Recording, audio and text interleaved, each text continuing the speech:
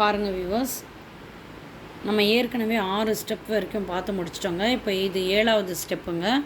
இப்போ பார்த்தீங்கன்னா பாருங்கள் வியூவர்ஸ், ரைட் சைடு போகிற வயரை ரைட் சைடாகவும் லெஃப்ட் சைடு போகிற வயரை லெஃப்ட் சைடாகவும் உள்ளே வந்து இன்சர்ட் பண்ணுங்க. இந்த மாதிரி தாங்க நம்ம பீட்ஸுக்குள்ளாரும் இந்த நாட்டுக்குள்ளாரையும் விட்டு விட்டு நம்ம இந்த மாதிரி இன்சர்ட் பண்ணுங்க. இன்சர்ட் பண்ணிவிட்டு எக்ஸஸ் ஒயர் கட் பண்ணிடணுங்க.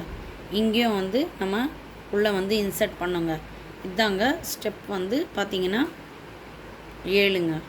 நம்ம ஸ்டெப் 1 6 அடியில் மொத்தம் 18 வயர் கட் பண்ணுறோம். ஸ்டெப் 2 பார்த்திங்கன்னா 18 வயரை 2 வச்சு நாட்டு போடுறோம். ஸ்டெப் 3 பார்த்திங்கன்னா பீட்ஸ் வச்சு இந்த பேஸ் லைன் போடுறோம்.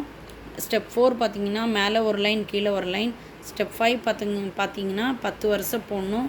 ஸ்டெப் 6 பார்த்திங்கன்னா நம்ம இங்கே வந்து இந்த கேப் போடணும். ஸ்டெப் 7 பார்த்திங்கன்னா உள்ளே இன்சர்ட் வந்து வயர் வந்து உள்ளே இன்சர்ட் பண்ணுறதுங்க. நெக்ஸ்ட்டு ஸ்டெப் 8 பார்த்திங்கன்னா எக்ஸஸ் ஒயர் கட் பண்ணிவிட்டு இதுக்கு ஹேண்டல் போட்டோன்னா இந்த பீட்ஸ் ஹேண்ட்பேக் வந்து முடிஞ்சிடுங்க. இது பார்த்திங்கன்னா வயர் இன்சர்ட் பண்ணுறது ஸ்டெப்பு 7ங்க. நெக்ஸ்ட்டு வீடியோவில் ஹேண்டலில் வந்து எப்படி ஃபிக்ஸ் பண்ணுறதுன்னு காட்டுறேன்.